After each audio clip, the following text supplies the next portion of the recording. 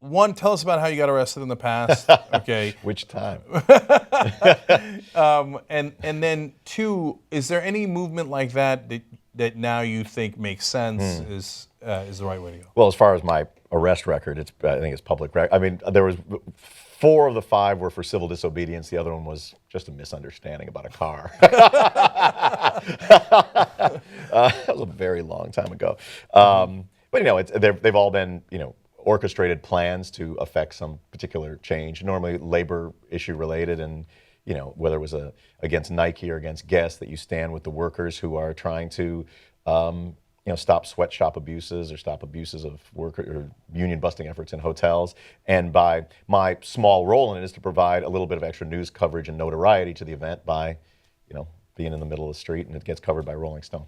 Yeah, and it works because I remember, I got arrested, Larry Lessig, all these important people in the movement, the Code Pink women, minority leaders, et cetera. And then Rosario comes on the last day because it was a whole week of civil disobedience. And then all of a sudden the press was like, okay, oh my God, there's being an arrest. Like on the first day, we broke the record for most number of people arrested at the Capitol. Nobody cared. Right. That's funny. Yeah. I remember the judge telling me, it was at I think it might have been the last one, that it was to help hotel workers. We shut down the road to LA, Century Park to LAX, because the hotels there was a big union busting movement going on there. And so then I'm later in front of the judge, and the judge is explaining to me like I'm a toddler how this is not the way that change occurs in our country. And this, I'm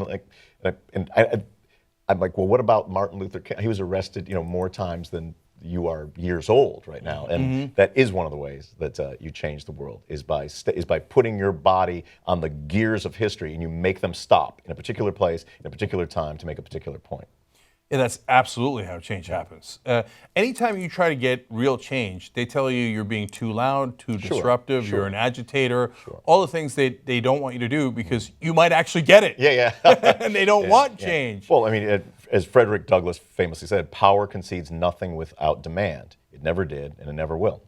So will you come get arrested with me next time we do Democracy Street? I coach a lot of Little League now, bro.